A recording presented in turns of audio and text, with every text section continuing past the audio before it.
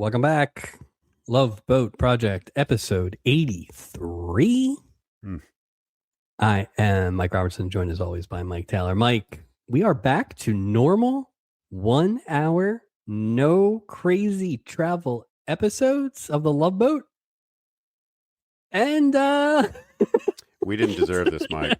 Last week we deserved it. We didn't deserve this. We did not deserve this.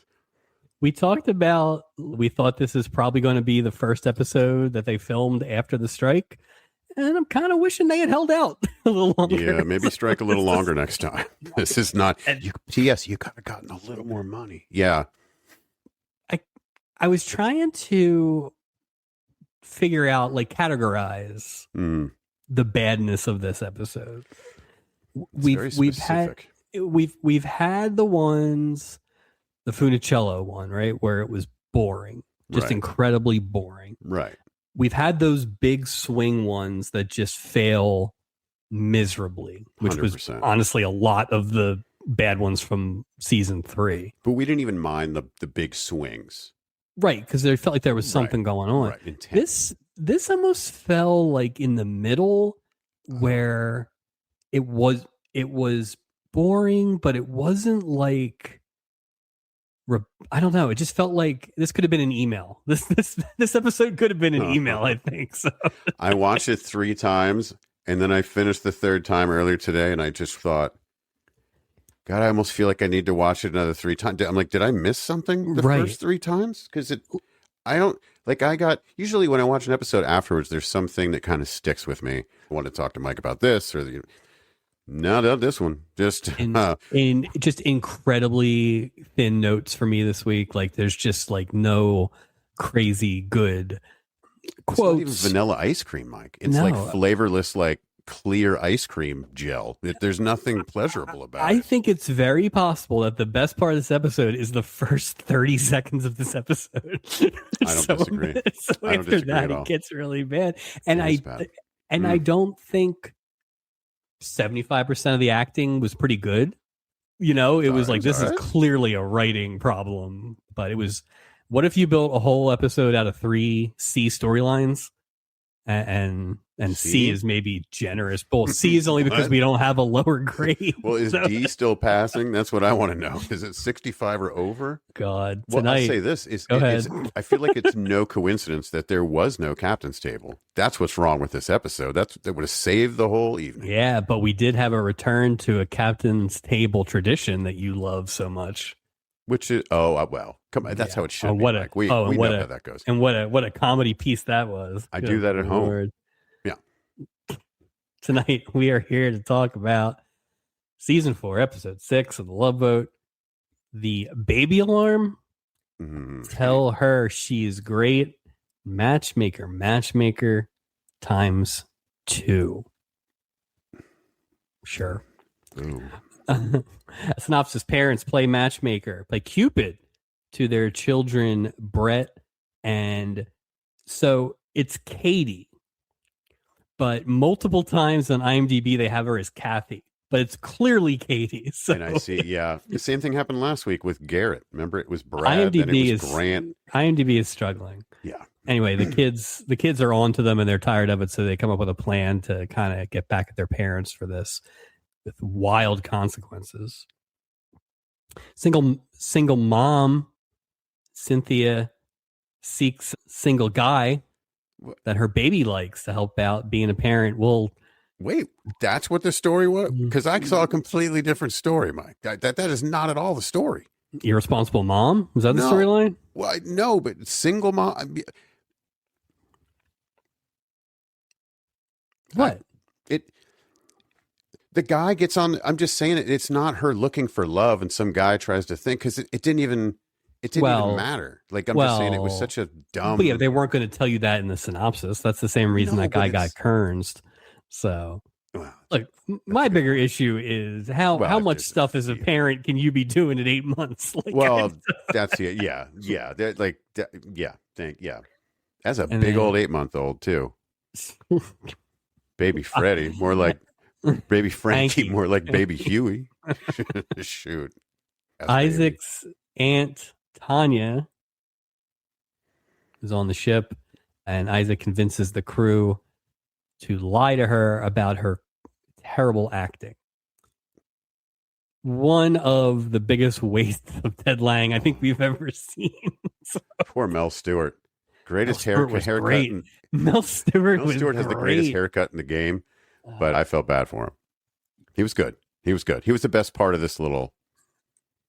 In addition to this thing being able to be an email, it was that thing where it was like when you have it with one storyline, you kind of can like, all right, well, we know where it's going to go. Like you always say, and this wraps up 6 minutes in and stuff like that. Right. But when they're all like that, I don't know what we did for the remaining 32 minutes of the episode. It is amazing. When I did the notes last night, I was almost like, okay, one line so I know where we're at in the story.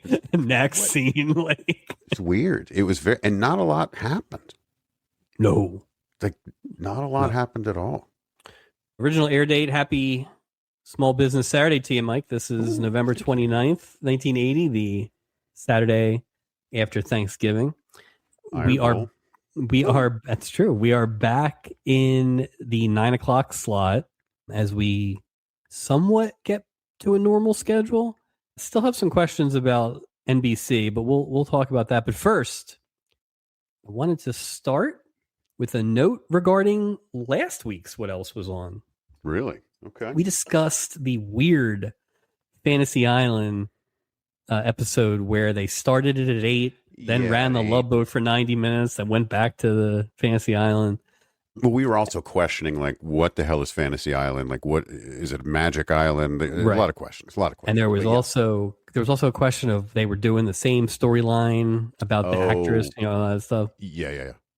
I'm a little embarrassed that this didn't cross our mind, but that's why our listeners are the best. Got a note in the Instagram from Giovanni.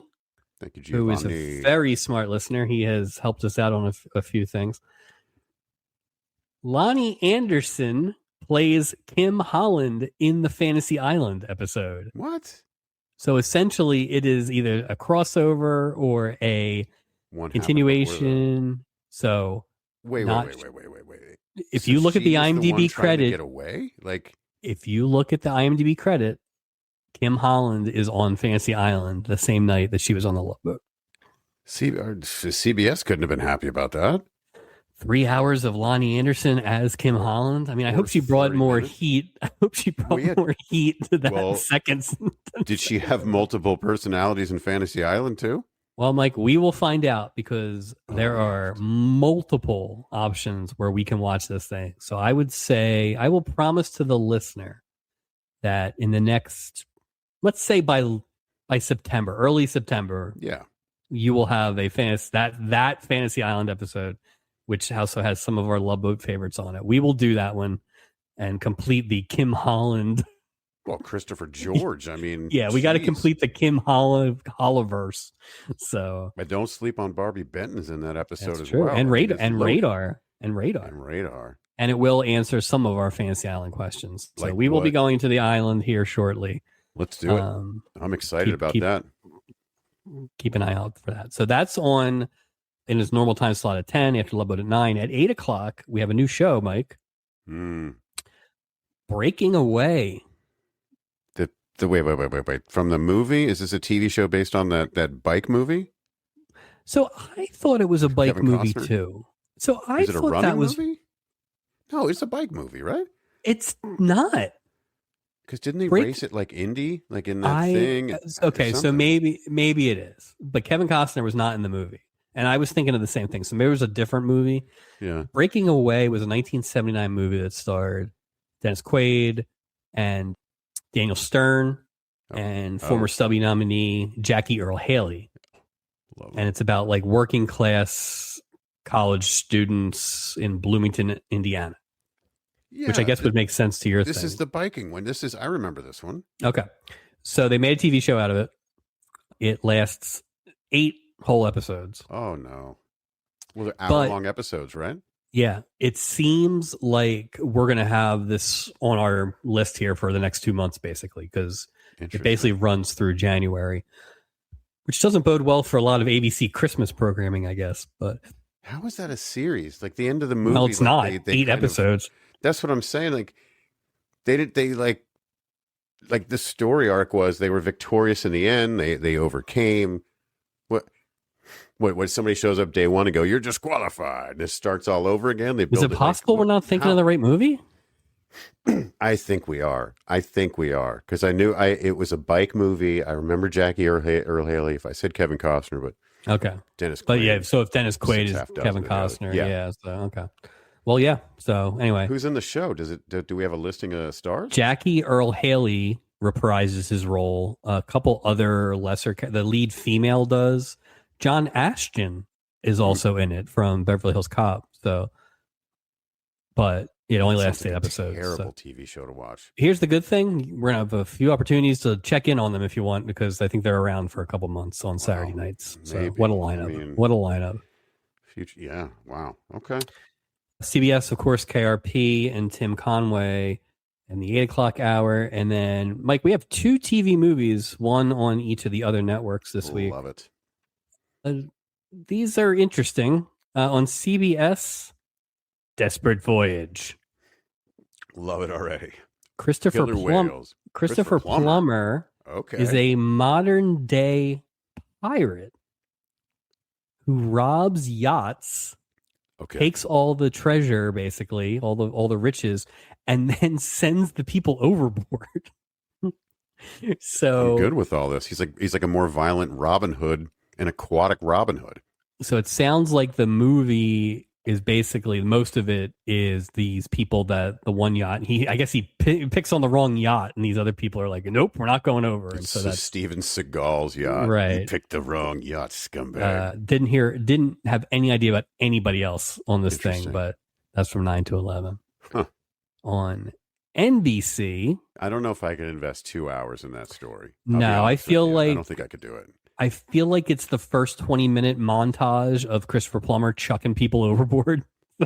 Just probably to establish this pirate hood. Yeah, that's great. Right. Give me a.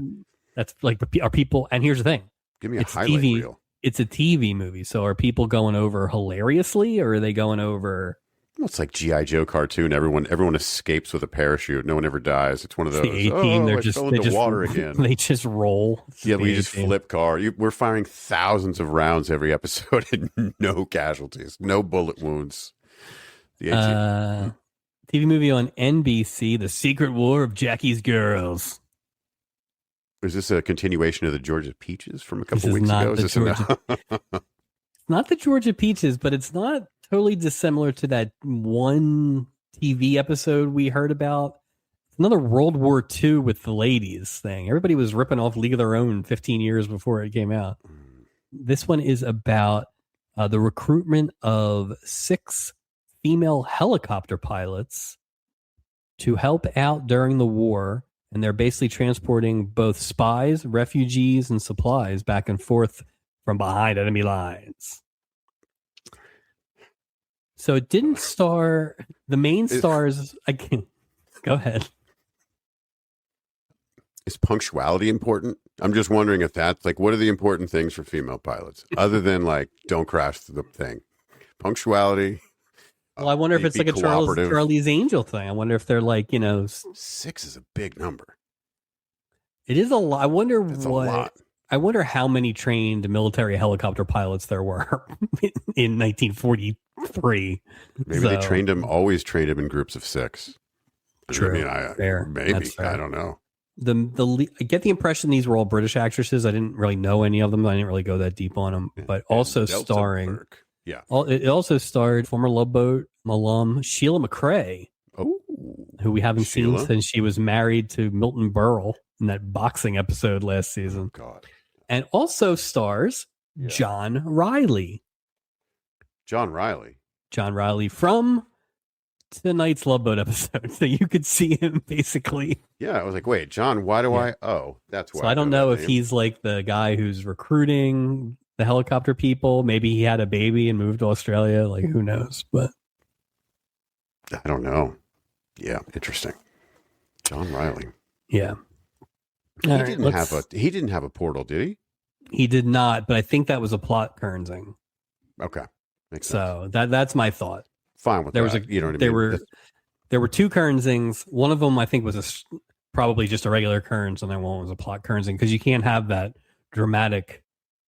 Plus, they just love having people get on the boat at like 9:33 anymore. That lady that the honeymoon boat got on a couple weeks ago. There are like 11 minutes left in the episode. I'm like, what the? How are you gonna? Oh, you tricked me, Love Boat. Well, he called the parents. Can you imagine breaking up with a girl and then calling their parents a year later? Cold calling argument, and you moved to Australia. Cold call. So he could call her parents, but he couldn't call her for a year? Is that how that works? The phone only works once a year? She live at home? These were older people. Did she live at home? Like, she was kind of old to live at home. They were like late 30s. Probably to support that big-ass baby. They need a house. Like, no apartment is going to hold that big old baby up. Big old giant baby. Swen Nader.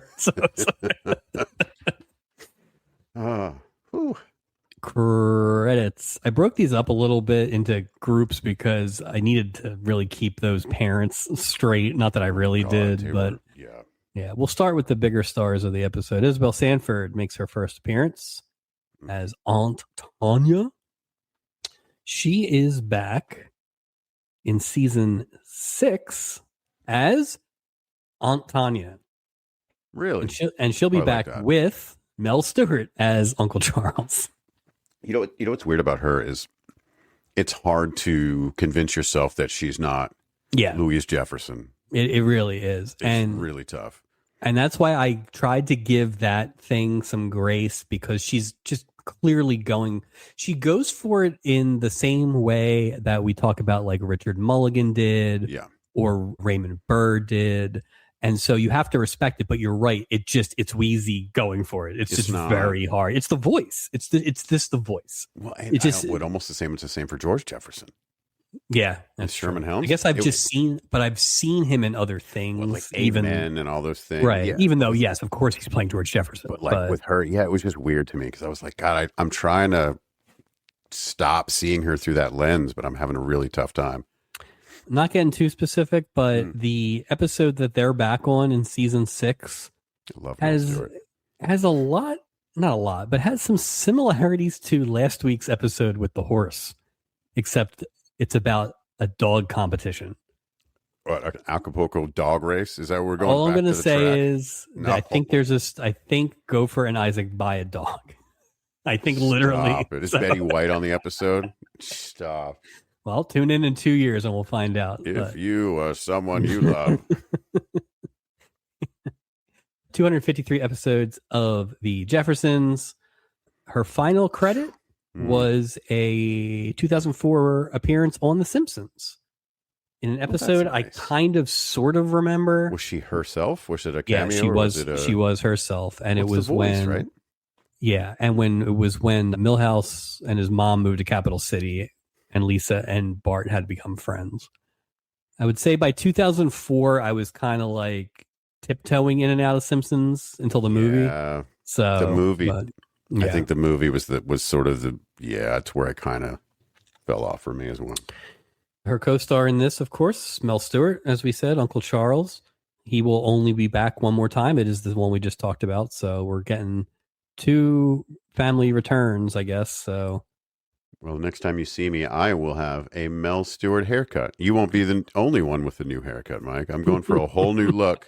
I'll walk into the barber and go, give me the Mel Stewart. Like, and do you think he's like, I don't even need a picture. I know exactly what you. In fact, you don't even need scissors. Boom, you're Mel Stewart. Yeah. So this is IMDb, but I assume it's true. So he played Henry Jefferson. Really? Who was George Jefferson's brother on a bunch of episodes in All of the Family, but the character never made it to the Jeffersons. I wonder why. So this is clearly like a wink, and they come back again. Once I read that note, and then after watching this, I was like, oh, they must be married in real life or something like that. Like it felt like that. Yeah. But so clearly, I wonder if there was a Helmsley problem or they just wrote him out. But it's like they did 253 episodes of the Jeffersons. You didn't have one occasion to bring the great Mel Stewart into this. I bet you Sherman was a little threatened by old Mel. I thought Mel was great. Well, he was great. Can you imagine Mel Stewart as George Jefferson? I mean, I can It'd be totally a different George Jefferson, well obviously. agree, but I can also see a really fun battle between those two. Yeah, Like you can just see like it, brothers, right? right? Like I don't know why that would be such a at least a couple times. Yeah, I was a little disappointed when I saw that, just because I really enjoyed Mel Stewart, Yeah, I thought he was good in a sea of. Yeah, he was a bright spot. Appeared in all 88 episodes of a show that my mother loved, Scarecrow and Mrs. King. That was a big one. It's Kate Jackson, right? It is Kate Jackson, so there's a little bit of a Aaron Spelling tie in here. Who's the male lead? The Scarecrow. Bruce Boxleiter? Yeah. Boy, we're geeks, Mike. Well, that was so when we were growing up, we had like everybody probably did, like a cabinet full of VHS tapes, right? That you would just tape stuff off of. And my mom had a tape because my mom worked nights, and it was like the Scarecrow, Mrs. King, and she would like tape them, and then she'd watch them. But it was like she had like, you know, however many you could fit on a tape because she liked Scarecrow, Depends Mrs. what King. Speed, you know? Oh, who knows back then? Yeah, we were big into those Maxwell or Maxells or whatever they were. Those gray box tapes or whatever. I remember we would sit around and tape the only show that was taped in our house was Hogan's Heroes, and it was to be recorded without commercials. So on a wired remote control, you would try to hit the pause button on the record. That's a lot of pressure. That's a lot of pressure. I would often not get it right. It was not a popular thing to be like, damn it, give me the damn wired remote. I'll show you how to work this Betamax. It's like trying to record. This is all makes me feel when trying to record music off the radio, and you'd have to hit it real quick with the pause button. And then some stations, Q102, I'm looking at you, they would play like in the middle of the song, they would play like Q102. Like, no, we've ruined my song now. This isn't going to work. 104.3 WZYP. Some of our listeners will know that down in Alabama. They used to do like the top 8 at 8. And that's the heavy hitters. If you're putting together a tape, would be on that. You know, those were the. If we're calling out radio stations from the late 80s, early 90s in Alabama, this is the indication of how this Love Boat episode is going to go. I wonder how this episode is. Well, they brought up 104.3 WZYP. So. Multiple times. Oh, boy. The only returning star for us out of the 11 people we have listed here this week, Melissa Sue Anderson is back as Katie Cummings. This, of course, is her. This is her third appearance of 4. She will be back for a 2-parter in season 9 when we go to Spain. Spain? That's a lot. They're going to go cross Atlantic? Or you're going to fly? Like, where does the boat come from and go to? Listen. That doesn't even make any sense. Of course, she is a Stubby nominee from last season for Best Musical Performance. Because and good news, musical performance. Yeah. Good news for those of you who remember the Chubbs episode a few seasons ago. She turned 18 in September of 1980, so we're good now. So. Oh, that's good, because her romantic interest in this episode looks like he's at least 20 years older than her, but he is very that's young. Just my take. He's very young. I think he's like 22 or something like that. He's talking, "Hey, mom and dad," and I'm like, "Stop it! Well, this is not believable." Those parents should be put in jail. I will say, I think she has gotten progressively better as an actress in every episode. Well, that last role was just a stupid. I agree, but I think she was pretty good in this for what it was. I think so. I think it was the best appearance she's had so far on the boat.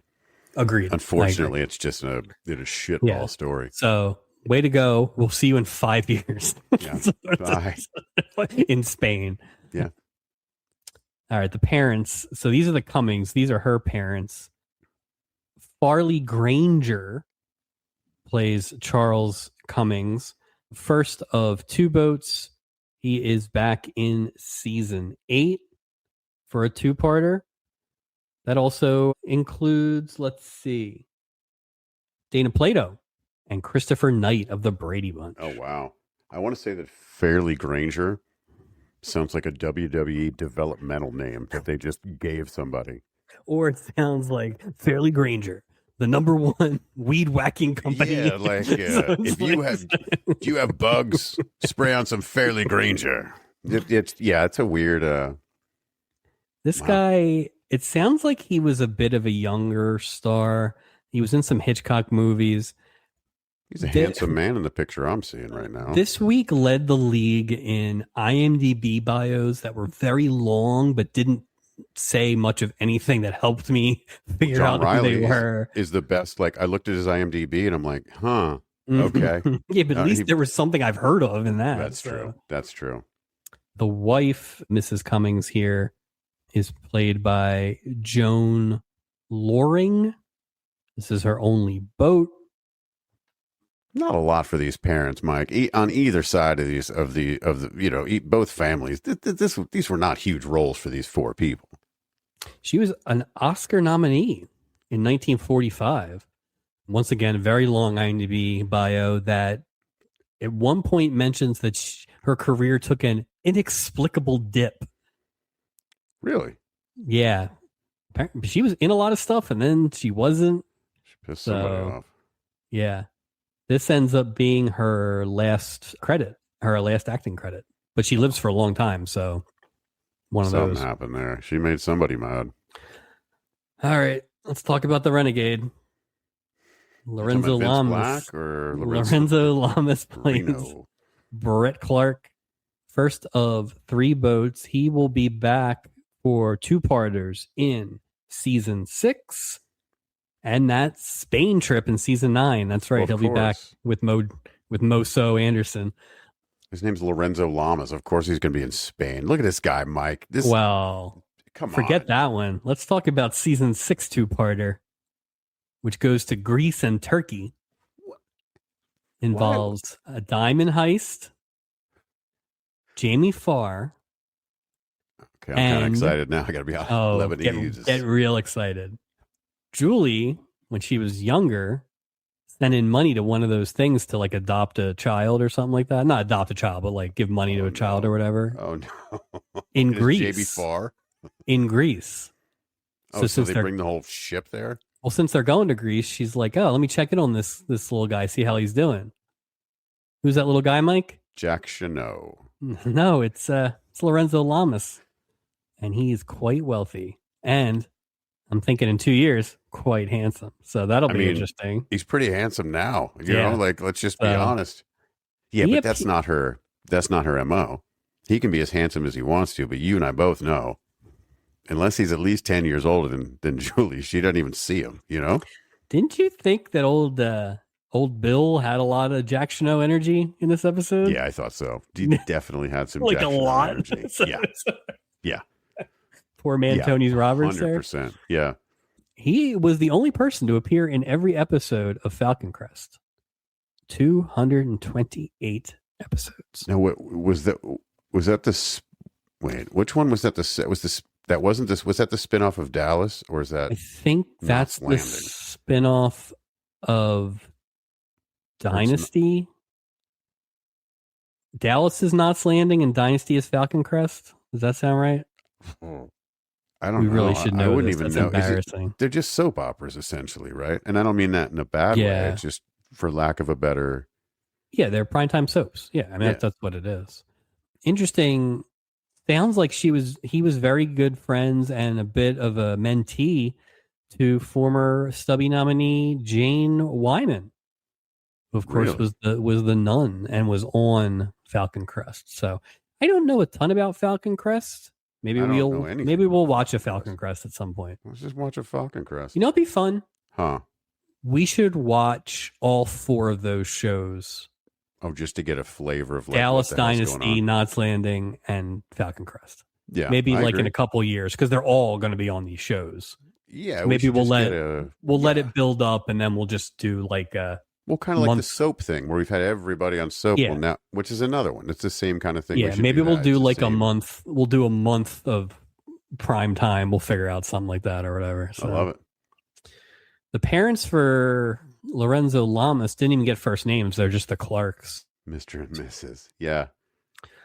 Only boat for Mr. Clark. He, of course, to me at least, is best known as playing Merle Johnson Godfather 2. Do you remember him from Godfather 2? I mean, it's been, I actually just watched the first one again recently for like, I don't know how many times, but it's been a while since I prefer the second one is my favorite out of all of them, but I don't It's remember. The beginning of the movie at the wedding. Okay.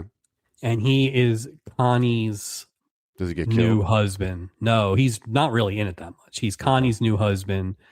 And when she's acting out or whatever, he's just kind of trying to calm her down and stuff like that. But he doesn't hang around too long. I'm due for a rewatch on that. Great. Well, it's hard. He's in and out pretty fast because that's the beginning of the movie. So Merle Johnson, though, was his real life name. I thought his name was Troy Donahue. Well, that's his stage name, Mike. Are you telling me? Wait, Fairly Granger, is that a stage name too? Are these all just male like dancers with fake names? What's going on here? Apparently, he was good friends with one of our favorites, Connie Stevens, though. So we love Connie Stevens. All right, well, a friend of Connie. I never Stevens know is a friend of whenever they have like good friends with on the IMDb stuff, or whatever. I just don't know what to do with that. Like, how do you know? I don't know why you'd put it there. It's not exactly. like an established working like. Like, are we going to have that when we have our IMDb pages? Oh, it's going to be like what's that? Pop-up television, pop-up video. Pop-up video. Like, oh, yeah. Mike and Mike have been friends for a year. Yeah. Speaking of stage names, Terry Moore plays Mrs. Clark. Apparently, Terry Moore was from California but had a Swedish name, but they wanted to give her an Irish name because she was one of these like studio actors of the 40s. Same deal. Long IMDb. Very pretty. I'm looking at an old picture. Very pretty. She is back in that same season 8 episode with Fairly Granger. Oh, about that? Well, because their chemistry was so intense. They weren't even the married couple. I know. That's how intense it was. The public couldn't be denied. Like, we love this episode so much. She was also nominated for an Oscar back in 1952. But the most interesting fact about Terry Moore, I don't even really understand this. Boy. She claimed to be the secret wife of Howard Hughes. What, when he was all jacked up and like hiding away during that period when he had long nails? She's bragging about that, huh? But she didn't claim it until after he had died. Well, I think she wrote it in a book. Well, I wonder, did she inherit the mother load then? Or no? So 2 things here. She eventually did reach a settlement in the 80s with the Hughes estate. But she also was legally married 2 different times during the period she claims to have been married secretly to Howard Hughes. So weird, wild stuff. What is going on there? So none of that excitement came across in her acting. No, I don't. Yeah, I wouldn't figure her for that. Like, she's a bit of a bore. Okay. Yeah, what was she judging Lorenzo for getting it on with Katie? No kidding. You're sleeping with Howard Hughes or 14 not? 14 husbands. What are you doing, man? Yeah, seriously. Speaking of sleeping around, Susan Howard plays Cynthia Bowers. I don't know what to make or of this. Bowden, sorry. Only Boat. Speaking of what we were just speaking of, she played Donna Krebs for 8 seasons on Dallas. So it's that thing, just like you got all these. I bet you there's so many characters that go in and out. We had somebody that played Ray Krebs earlier this season. I can't remember who it was. We liked him actually, but I can't. I don't know enough about Dallas beyond the top like 3 or 4 people. So yeah. Well, I mean, we had Charlene Tilton, right? We had her, right? Yeah, and we obviously had one, Patrick Duffy. Yeah, well, not yet, but I'm sure he'll be on. But with no Hagman, right? No Hagman. Is that? We're not going to get Hagman. Yeah, I don't think so. I don't think we get top level people unless they have a spelling connection. True. She left the show after the 8th season because they wrote in an affair, and she was like, "Nah, I don't think that would happen," and then she just left the show. But she was also a bit of a writer herself, so I wonder if it was just like it didn't make any sense. Yeah. She stuck around for that It's All a Dream season, but after that she was like, no. I gotta go. All right. All right, Kernsing's, like we said, plot Kernsing for John Riley, who plays Bill Simmons, the sports guy. Only boat he played Sean Donnelly. 593 episodes of General Hospital. That's right. That period of time, I think, is the period of time everybody was watching General Hospital. It's so Tristan, it didn't like stick. Scorpio. Yeah, well, yeah. If you weren't Scorpio or Frisco or one of those guys, I don't know if I would have known you, but Leisha, I probably saw him at some point. Bond. Yeah, it's funny. We've had a lot of soap people this season, and we have said it. The soap opera skill set does translate to the boat. That's a crazy amount. The turnaround time for those shows that they do. I mean, it's just nuts. The schedule they're on. This is perfect for a soap opera person. Like what? 2 days? 1 day, 2 days of work, and I'm done. Great. Doesn't have to make any sense. No, fuck it. Final Kernsing, although debatable. He had a lot. He had like 5 scenes. Like, it is a weird Kernsing in that way. Stan Sells? Yeah. Weird. As now, they gave him a name on IMDb as Gig Wayburn. I don't know what that's about. Only boat. He only has 12 IMDb credits. I see that. Remington Steele Hotel. Yeah, and he was in 6 episodes of Dynasty playing Gibson. So maybe we'll hunt down. It just felt like this guy's got a lot of lines. Why is he not in the credits? So, but there is one more Kernsing, Mike. Oh, go ahead. Final Kernsing of this week goes to the man that played Robert the waiter, the great Don Bovinglow. It's his 3rd appearance on the boat, Mike. That name just rolls right off the tongue. I forgot about Robert the waiter. What was he? So in season 1, episode 19, Until the Last Goodbye, he played pianist, right? This episode, waiter, and we'll see him in season 9 as Howard. Mike, that is excellent work by you, because the band gets some front and center action in that Last Goodbye, because that's when Paul Burke takes a dive into the drums, right? So. Yes, it is. It's a great episode. It's a great episode. Oh, God, that's so funny. You know what's funny is, as we've said, and as you can tell by the fact that we have not started talking about the actual episode yet, and we're probably like 6 hours in. This will be quick, actually. We apologize for all the lengthy episodes. We don't expect it to go that long this week, but when I was looking down writing, and they very much call out Robert, and it was like, I should go back and capture that. And then I was like, I don't feel like going back and doing any of this. Gotcha. I mean, I wasn't even going to say it, but he's, a 3rd appearance, and he had a speaking role. Well, it's not just stubby. It's a stubby thing. Right. Well, I mean, we've basically already reached the amount of crew members that we did last year. That's true. We could go ahead and award some of these categories next week. Don't forget about Doris. Don't forget about Doris Roberts. She'll be back. We got 3 different horses as nominees already, so we're doing great. Yeah, the stubbies are going to be great this year. Oh, I will say this: we are now 6 episodes in, which means we're basically a 4th of the season done, which is insane. That's crazy. Yeah, it's crazy. Definitely not a season of anything, which makes the fact that it was the season of the olds last year all the more dramatic. Out, 100%. And I'm glad that they got the big award. Yeah, I feel like that was, in retrospect, that's going to be even smarter, and history will look fondly on that from us. I think so. All right, let's get on the boat. As we said, not a lot here. We did not deserve this. I'm not even sure I'm going to look at my notes, because I generally know what happened. Yeah, but, it's not much happened. Yeah. But the one scene that starts the show was actually the most interesting scene, in that the only other time I think we've actually seen the crew members kind of board the boat for the cruise was when Doc and Gopher came on during that flood.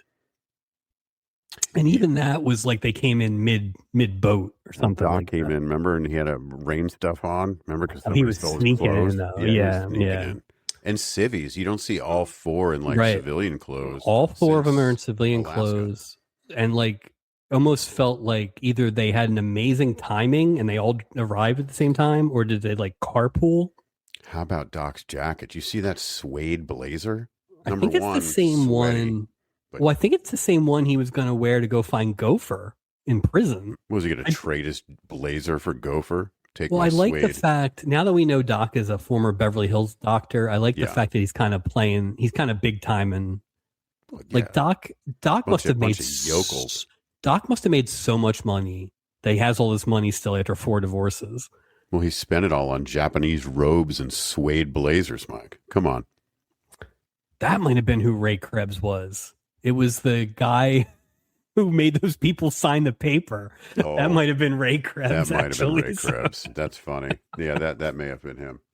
Anyway, the 4 of them apparently have had some out of work fun this weekend. Isaac invited them to see his Aunt Tanya's portrayal of Lady Macbeth at a church play, which I have had lots of jobs where I've had friends outside of work, but I don't know if I ever would have done that. That's a big ask. Lady Macbeth at a church? So they kind of immediately tell you how bad it was and how was this the worst weekend we ever had, and Julie's comparing it to Poison Oak and all this stuff. Long story short, Aunt Tanya, terrible actress. Awful. Isaac apologizes for it, but the guys are like, all right, well, that's it. That's the end. That's the last time we have to talk about that. Goodbye. End of that storyline. Yep. But Isaac had ulterior motives inviting everybody to that play, and this is where the story falls apart and really the episode ends. So this is it's beginning and ending. So Aunt Tanya and Uncle Charles are going to take the cruise. Fine. Okay. Isaac wants them to lie to her and actually tell her what a great performer she was. So wait, let me ask you. Go ahead. Is Aunt Tanya his mom's sister? Or is it Mr. Stewart? Like, where do you think the link is?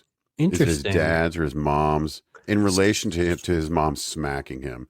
I'm just trying to like figure out, because I feel like Isabel and this feels like his mom's sister to me. I thought so too. I did not consider the fact that it might be Uncle Charles who's the blood, or his dad's sister, or the dad. The only thing we know about Isaac's dad is that he was older, right? Right. Isaac brought that up, that he was an older gentleman, and I would say these guys are probably contemporaries of Pearl Bailey. So I'm going to go that they're on the Pearl Bailey side. Yeah. Well, because what he's doing for her, well, you know what I mean, makes me think that's the sister. Yeah. Well, here's the question: what is weirder? Pearl Bailey's sister dates a guy who looks a lot like the dentist, or Pearl Bailey dates a guy who looks a lot like her brother. Because this guy looks a lot like that dentist. Like oh boy. Oh wow. I didn't see that coming. Because for 1 second I was like, wait a minute, did Mel Stewart play the dentist? He looks a lot like him. He does look sounds a lot like him. Mm-hmm. So wow. Either way. Well, one's clearly worse than the other if you think about it, but yeah. Either way. Oof. Oh, geez. Yeah. Now that's just, man, that's going to be tough. Mm-hmm. I'm going to be laying in bed tonight trying to go to sleep and going, God. Episode 14, all the way back in season 1. Episode 14, Trail of Toothbrushes. So basically, the long story here is that Isaac wants them all to lie to Aunt Tanya. I don't know why this. No, and why did you invite her in the first place? Did you know she was that bad? Like, it doesn't make any sense. Like, Isaac's going to a lot of trouble for no reason in this episode. Yeah, and again, I welcome any Isaac storyline or any, he gets some minutes. I'll take it because it's Isaac, but it's still sort of nonsensical. I think this is very possibly the worst Isaac heavy 100% role. It doesn't make any sense. Like, it's storyline. You had some good players here. Yeah. But you just couldn't. Well, it's funny because I was going to ask at one point, was there anything that really could have fixed any of these? Like sometimes we sit there and we're like, oh, if you had just done this or that, but that's a, but like that's the whole thing. Like, right. It's just, I don't think you had bad people in place. No, I agree. And I think people made efforts, but these kind of had I actually didn't even look who wrote it. That's how bad they were. But didn't even matter. So it had a lot of the stuff we talked about when Art Bear and Ben Jolson kind of went downhill. Yeah. Where it was like, all right, we got a beginning and we kind of have this end thing. Yeah, and screw the middle. And that's kind of where, but even the ends weren't good here. Like, but I feel like that's where that baby alarm, I didn't like, and I know we haven't even gotten to that storyline, but let's get to it. Let's get to it, Mike. Let's just, thank you. Steubing is in full Walmart greeter mode this week. Just, hello. Enjoy your cruise. Note on uniform issue. I have an issue with his uniform. Go ahead. So if he has a jacket on, right? He's got the shoulder things. He has his name tag, which is important. All his little badges, right? Excuse me. When Steubing's not wearing his jacket, specifically in this episode, right? He's got his hat on. He's got the shoulder bars. Nothing on the shirt. Nothing. No name tag. No, just a blank white shirt. Do you think do you think the Indian from the Village People took his shirt too? He just took his name tag and his hat. He got a hat replacement quick. Give me that crazy lid. Also, give me your shirt. How come he's not wearing the headdress this week? That would have been great. Just as people are boarding. Blonde woman named Cynthia Bowden boards the ship with her, what we find out is an 8-month-old son, Frankie. Kid's as big as King Kong Bundy. Let me just say, he is a giant human being. Yeah, it's funny. I was because it's not as long ago for me to have an 8-month-old as you, but it did seem like this kid was both super advanced in some ways and not super advanced in others. So. That kid could write his own name. Come on, that kid was giant. He was so developed. It's like that kid in Bugs Bunny. When it's like that gangster that sits on the lamb and he disguises himself as a baby. Vicky offers to babysit and calls her Mrs. Bowden because we have to make sure everybody knows that she's a single mother. Because this boat is just lousy with single mothers this year. Maybe it's the season of the single mothers. You know what? That's not a bad thought, really. It's a terrible. Who's bringing an 8? Okay, let's just go with the giant 8-month-old baby. You're not bringing an 8-month-old baby on a cruise by yourself to the Mexican Riviera. It's not happening by yourself. I was trying. Stupid. I was trying to think about where we were at 8 months, and it's like, now, granted, it was the winter. Everybody gets sick, like that kind of stuff. It's but like winter in Acapulco, Mike. We definitely didn't travel, and I just the leaving the baby with a stranger, the fact that everybody's just banging doors shut. Like, I saw the baby eat once too. It's just no one's even trying to be quiet. The kid is awake at like what, 8 o'clock? Wired. He's drinking sweet tea. The kid is ready to go. Just to make sure we get the main plot in here of this. Steubing asks, if are you talking yet or whatever, like that kind of thing. He doesn't talk yet, but dummy. He's 8 months old. Well, that's why Steubing's like, well, he's big as hell. Well, he only has a kid at 13. He doesn't know that's how true. babies he work. Doesn't know. Yeah. The gist of this is that she's like, yeah, he lets me know if people are a good judge of character, like that kind of thing. Essentially, like, how this is going to go. Steubing asks to hold her. He starts to whine. Vicky gets a good line in about being suspicious of you too. But that's what we get, is essentially that, if this baby likes you, you're in. And if this baby doesn't like you, you're out. Which is very similar to the story about the dog who didn't like, what's his name? Yes. So, Cricket. Cricket the dog, of course. Stubby winner. Stubby winner, Cricket the dog. Maybe baby Frankie will win best kid. I mean, I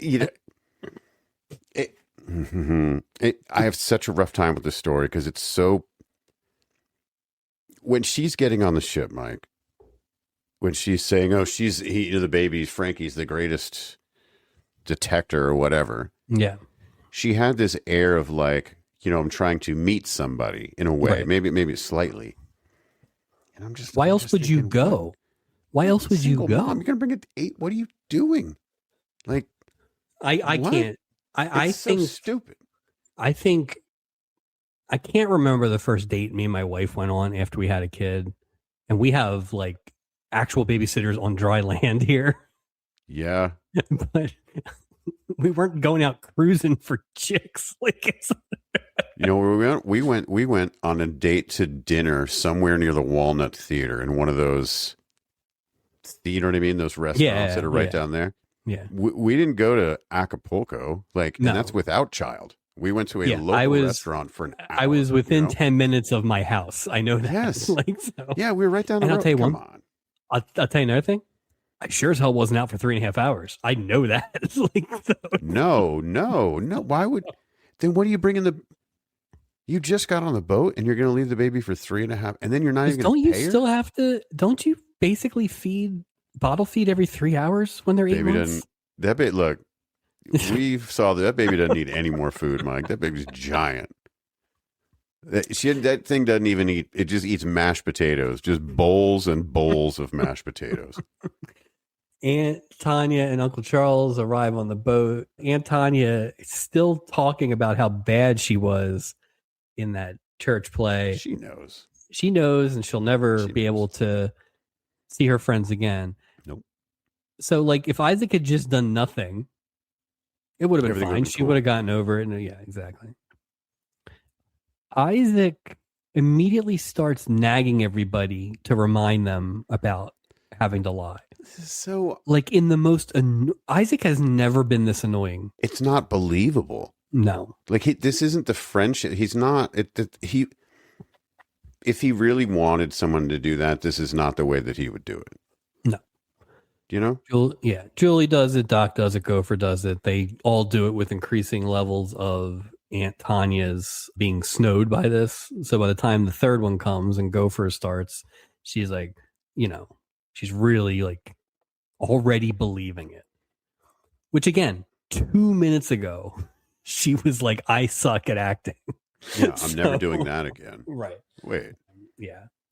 Charles is like, I'm getting off this boat. Isaac's like, why? He's like, because if your crew knows as much about sailing as they do about acting, we're all going to die. So. Mel Stewart was, I tell you what, just the shining star of the week. You know what I mean? We do have a Friends and Family Award. Mel Stewart can get in there. So he's great. It's technically family. All right. Next boring storyline. The Cummings are on the boat with their daughter, Katie. They were looking for the Clarks and their son, Brett. This is such a stupid storyline, too. I forgot how dumb this one is. The Clarks arrive. Everybody is glad to see each other. The parents immediately go into storyline mode, which is they're trying to set up Brett and Katie. They've apparently been doing this for years. Brett and Katie, very aware of it, very over it. Right. But they do. I will give small compliments to the Brett and Katie part of it. Yeah. Because they were like, they didn't hit you over the head with it, but they clearly like have been friendly. At least they've been friends.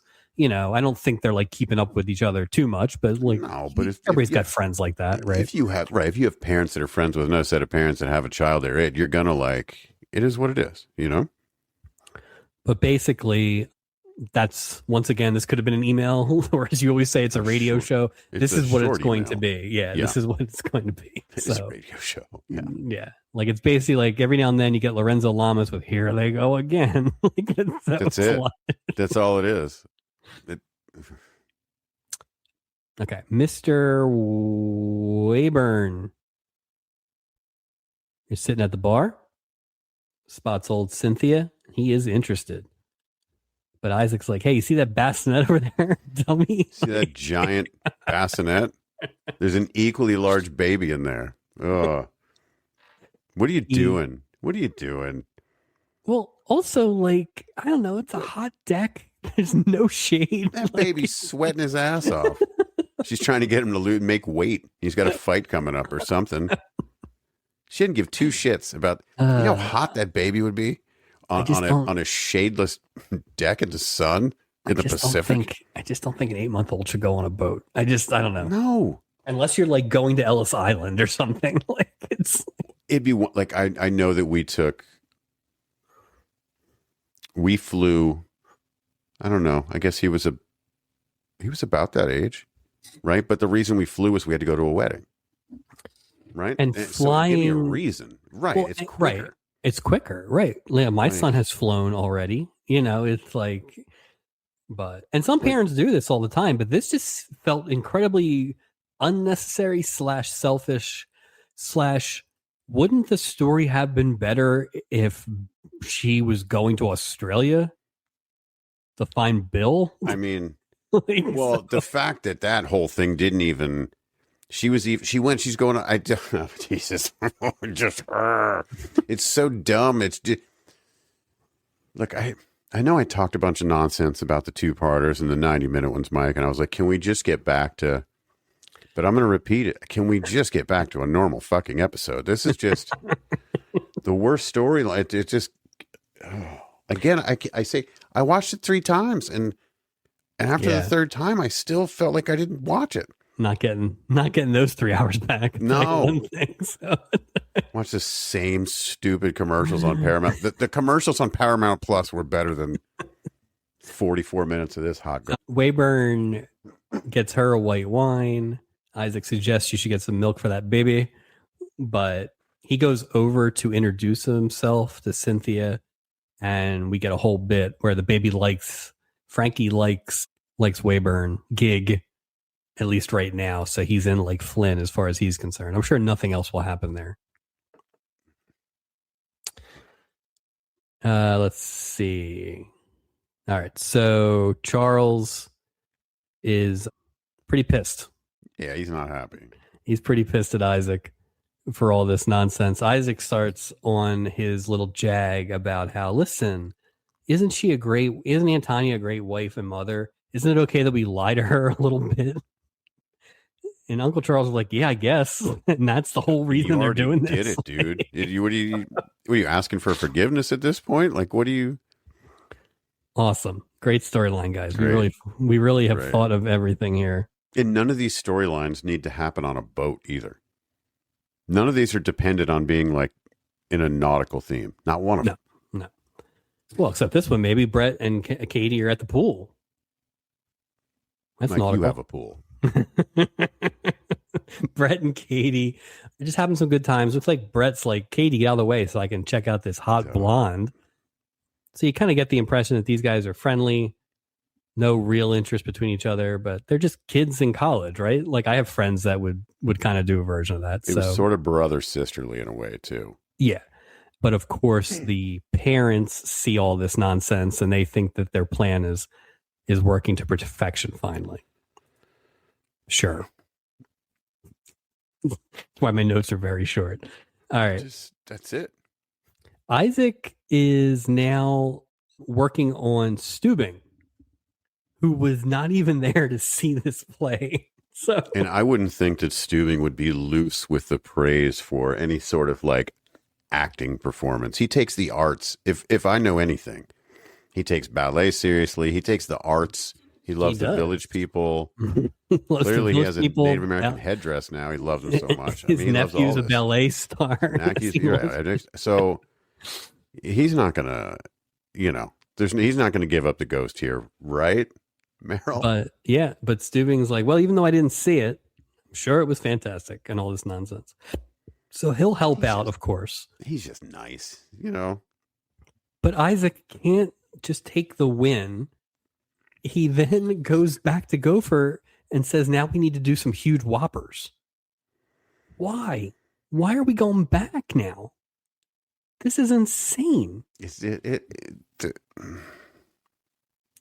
just not logical. It doesn't follow any sort of logic or any sort of story arc. It just doesn't. You had enough, or you could, okay, we're going to follow this arc through. She's going to get overconfident. Okay. But they just killed it. Just another after another after another.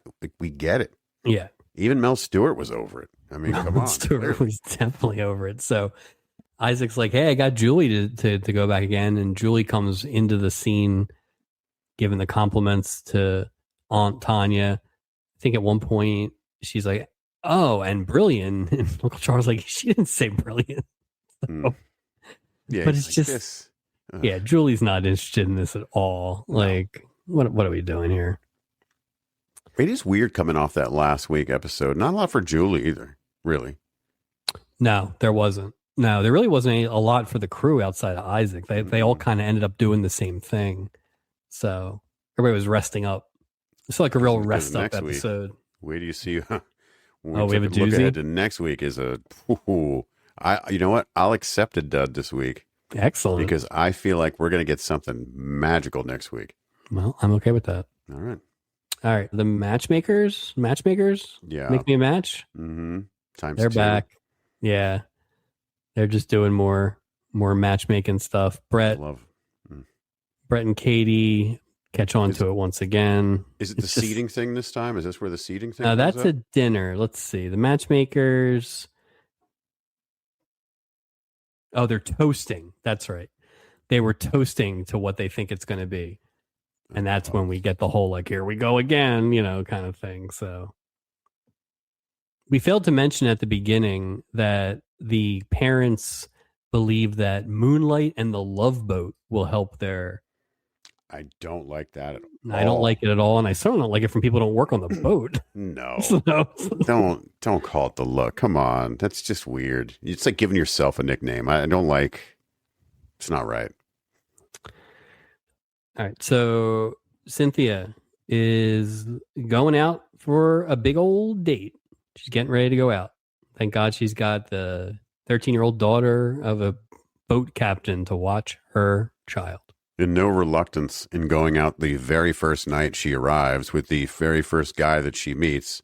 It's like, wow, okay, all right. Is $2 an hour a good rate in 1980 for babysitting? She never paid her. Doesn't even matter. Well, it's the best. It's the best rate, I guess. 5-finger discount, whatever.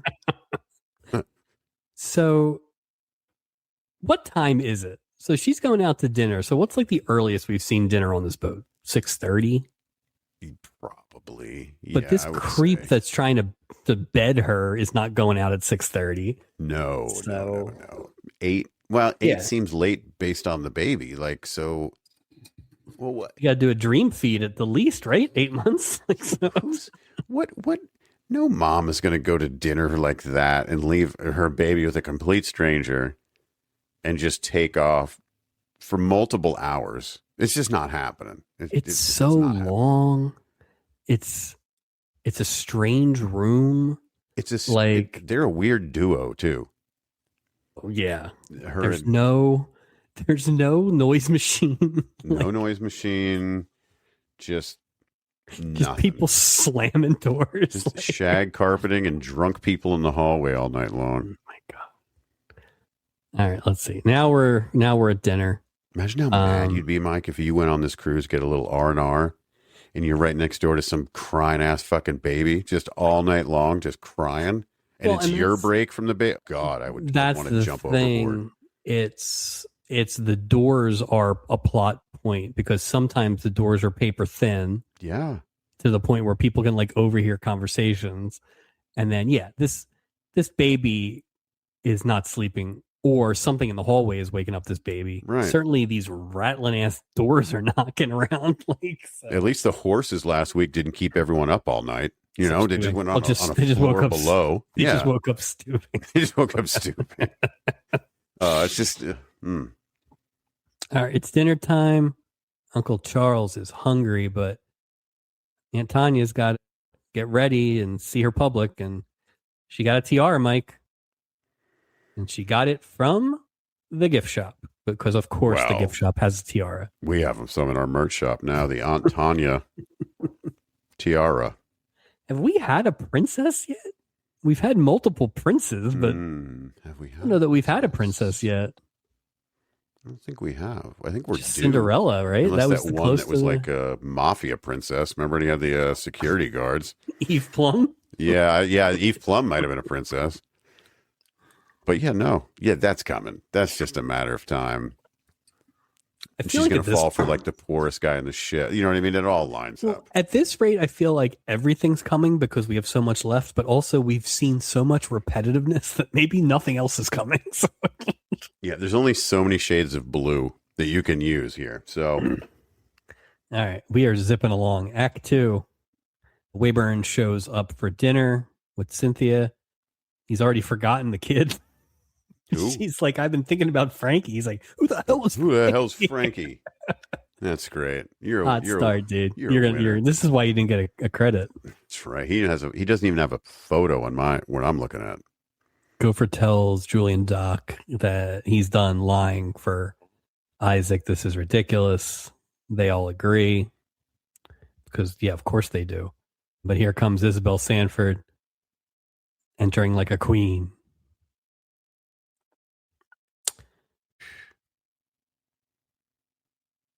Charles is still pretty mad. So Mel Stewart, man, he didn't get any sleep at night when he was filming all this. He's like, damn it, Aunt Tanya. The Clarks and the Cummingses sit down for dinner. This is what we were talking about earlier. So they all sit down, but one of the moms is like, "Oh no, it needs to be boy girl," because they want the kids to sit next to each other.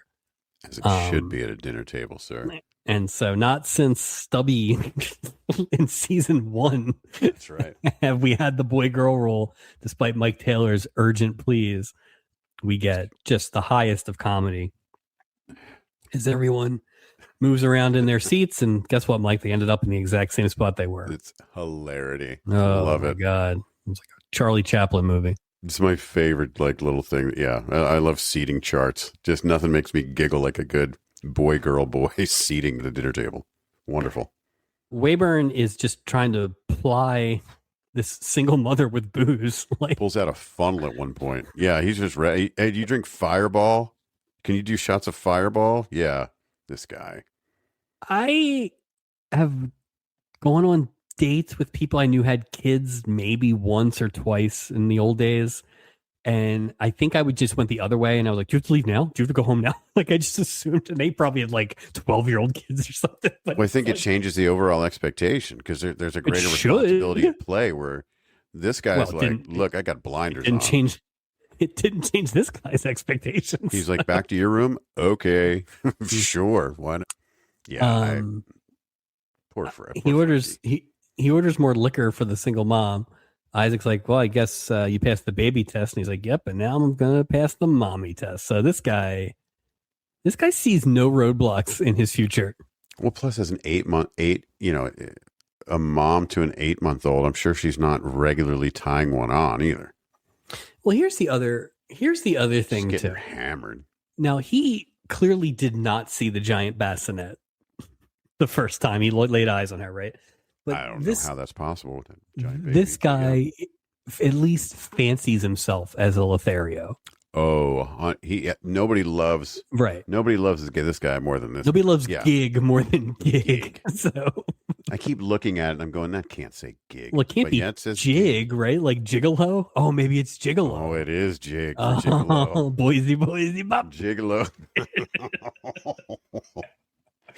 There are a few things in this world that I enjoy more than a David Lee Roth impression. And that's just woo, goosebumps. That's my favorite. That's funny though. Waden. Yeah, but you would just think, like, of all the gin joints, right? Like, you're not going to chase down the guy because you're right. If you gave 2 seconds of thought, I can't go back to your cabin. You probably can't come back to mine. Right. This is a waste of time. Jig should have moved on. There's hundreds of people on this ship. Come on, dude. More parents interference.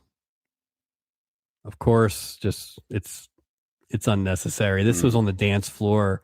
They basically cut in on somebody to free up Katie. Well, because remember Gopher was dancing with her. And then which is weird. I thought we decided we were going to keep them separated. They should. It's ridiculous. And then the parent cut in for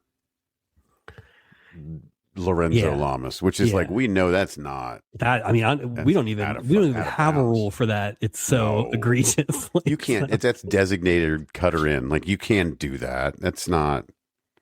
If you're not going to be the one to cut in, then you can't accept a dance. Like, that's ridiculous. Stubing has an idea, Mike. Boy. So he tells Isaac, he's like, Isaac, is Antanya here?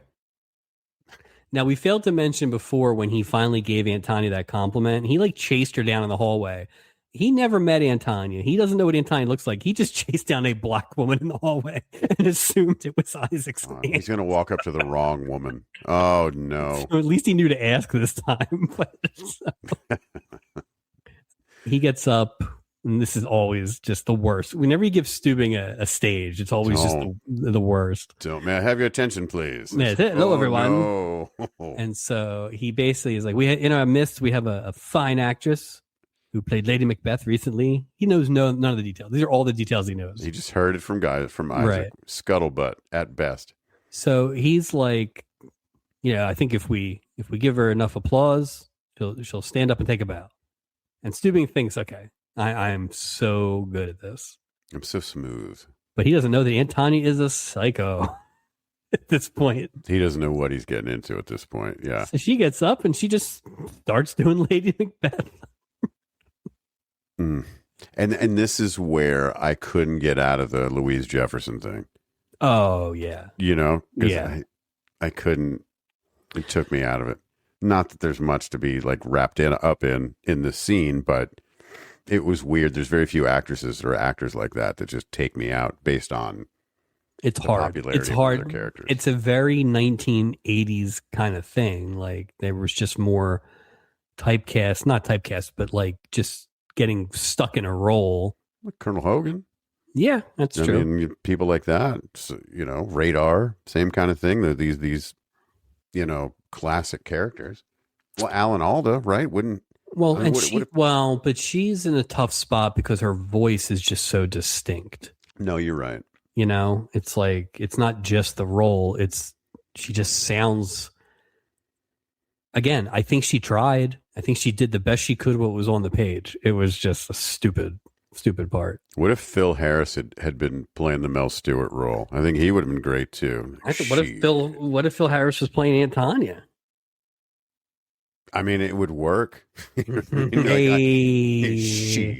Boy, this Shakespeare's a job, mother. Shut your mouth. Just the only good part of this whole thing was she's kind of buzzing through the not Lady Macbeth parts, and she said, and there's some other folks, this Macbeth guy, she just kind of doesn't care. She doesn't care. I would say Macbeth is probably the play I know like the second most about. Like everybody knows Romeo and Juliet the most, but like Macbeth is probably the one I know the most about. Like I definitely make the blood on your hands, can't wash it off thing joke a lot as a reference. Were you a big Mel Gibson fan of it? Is it the Mel Gibson version you're the fan of? I bet you the first one I saw was... No, he wasn't. That was Hamlet, wasn't it? Isn't it same thing, right? Basically. It's not the same thing. No. Isn't it part one and part two?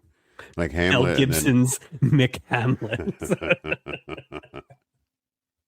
I took a Shakespeare class at Temple, and we watched the old one with Orson Welles, I think, maybe. How was it? I mean, those things all feel dated. Like when Lady Macbeth jumps off the castle, it's pretty. It's not. There wasn't AI back then, put it that way. It's like they just kind of threw a rag down a hill. I was a big fan of. I like Taming of the Shrew. Yeah. More so, obviously Romeo and Juliet I thought was awesome, but Taming of the Shrew was probably. We used to go. Was good too. Yeah. I don't know if we probably still went when you moved up there, but every year in West Philly they would have Shakespeare in the Park, and we would see something outside, an outdoor production. Who can forget that? I remember those days. It would be 200-300 degrees. Yep. Just bottles and food and just how much liquor can you drink on a picnic blanket in the middle of the afternoon? It was just hydration at that point. It wasn't even it's called culture. One year one year I went 4 times with 4 different groups, and it was like, why am I here? You're reciting the lines by the 4th time. It wasn't even a good one. All right. So Wayburn is going back to the cabin, and this is where it's like, dude, did you think this out? This is not going to go well. He can't go in Cynthia's cabin because there's a baby in there. Right. Can't go back to his cabin because there's a baby in there. Like, it's like, and she at least knows she has to relieve the babysitter after 3.5 hours. So what is that about? What do you think Vicky did for 3.5 hours? Like, no nowadays, TV. when there's no TV on the boat, you don't have a phone. Like, did she bring a book? Like, she probably listened to that, like the hockey ship radio, the hockey game on the radio. Hockey, or like those pre-programmed disco things that go over the loudspeakers. She's learning disco. She's learning disco. The baby's teaching her how to disco. That's what's going on. So they come back in. Vicky leaves, doesn't get paid, to your point. But that's $7 that she's going to make. Cha-ching. Yeah, do you have change for 10? Jesus, yeah. Cheapskate. Good Lord. How Cynthia valuable goes, is a human life, Mike? Go ahead. Sorry. Cynthia goes to check out the baby. Old Wayburn goes in, and he gets the baby alarm. And that's the end of you, buddy. That's it. You got to go. Goodbye. But what if he didn't? What if he didn't leave? Or if he didn't get the baby alarm? Everything's cool. So what happens with, you know what I mean? Is there a fight? This guy definitely tries to quietly have sex with her. 100%. Like 1,000,000%. Just plying, which honestly kind of impugns your skill set there. That's dude. true. So. That's true. I mean, I will say on the, when they do like the diving in the Olympics, it's not just like what you're doing, but there's also like a degree of difficulty added in. Yeah. So I'm just saying, for all the people he could have approached, the degree of difficulty in this particular approach was so much higher. Yeah, than probably anybody else on the ship. But that doesn't. But why? But why would you go for? It's like sometimes they leave shooters open for a reason. So he's the Chuck Person of dating single moms. Goodbye, Gig Wayburn. We barely knew you. Rest in peace. By Stan Sells. I guess you could be back for best horn dog. That's a horn dog. Oh, he took a shot. I mean, it's a horn dog. Yeah. Yeah. Oh, I mean, why not? I throw him on my list. Why not? All right, let's see. Somebody is trying to. What does this even say? Oh, it's funny. I put Bretty. That's what threw me off. I was like, old Bretty. Brett is trying to convince Katie that he has a plan to kind of get the parents back to knock off all this interference. Brilliant. Because, he's known for his brains. He's a renegade. He's a renegade, Mike. Katie's like, I don't know. This seems kind of extreme. Like, they mean well and all that stuff. Then Julie comes over just to cause some trouble. So Julie's like, hey, guys, good luck. And they're like, what? Oh, yeah, good luck in the shuffleboard and dancing competition. Now, I assume these are 2 different competitions, but Julie, I kind of hope they're not. Julie made it sound like they are the cross country events. So where it's like, like the biathlon, where you like ski and pick up a gun. Like it's like you do a lap and you put that thing on your back and you go and you hit the shuffleboard, but you dance. All right. Anyway, the parents signed her up. Julie's like, yeah, your parents signed you up. And then she's like, later, Julie just chaos agent, Julie McCoy. No kidding. Good job, Julie. This convinces Katie that Brett is right. And she agrees to his plan of pretending that they're sleeping together. Although he, of course, doesn't say pretending before we go to commercial break. What's more together than sleeping together? When we go to our second commercial break.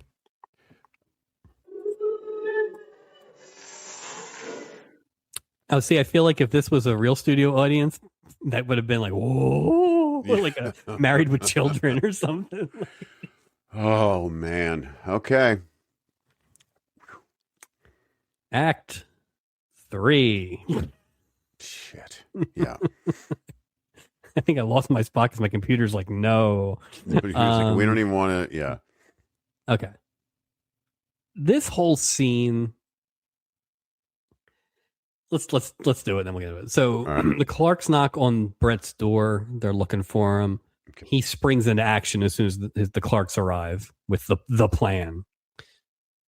And he's like, "Oh, I'll be right there. Actually, I'll meet you at breakfast." Now he must know his parents are psychos, and that they will not take that for no, because then they just kind of start frantically knocking on the door. The mom was like, "Open the door." Then the other parents show up. I will give them a pass only that Katie didn't sleep in her bed last night, so maybe they were a little worried and there was a little more urgency, but still, there's this like. When you just knock and go, hey, have you seen Katie? Right. Because again, he's a college student on the Love Boat. Right. It's very possible. How old are they making him in this thing? 21? Well, I mean, they referenced the party before they both went to college, right? So you figure that felt like they're at least sophomores, right? That feels like I'm going to say they're at least sophomores. So if she's 18 in real life and he's 22, let's just call him 20. Somewhere in the middle. Well, because the bottle of champagne in the room. That's why I'm wondering. Yeah, but it's International Wooders. What's the drinking age? Is it 18? Maybe. I don't know. Maybe. I don't know. There's no rules. It's monkey. No. It's monkey pirate. Do whatever you want. Diplomatic immunity, Mike. No, I'm not naming this episode diplomatic immunity. We will name one eventually, but not this one. No matter how hard you try. Keep trying. So he lets everybody in. He's like, "Oh, good, you're all here." So they have strategically placed, 2 glasses of champagne, jockey shorts, the bed's a mess, like these kind of things. Mm-hmm. He plays coy for a second. Then he kind of is like, "Yeah, I had a guest here," which his mom is very offended by. Again, what do you think he's doing at college? He's Lorenzo Lamas. Have you seen what your son looks like? I mean, also, Jesus, dude. Didn't you get married while you were married, Mom? To Howard Hughes?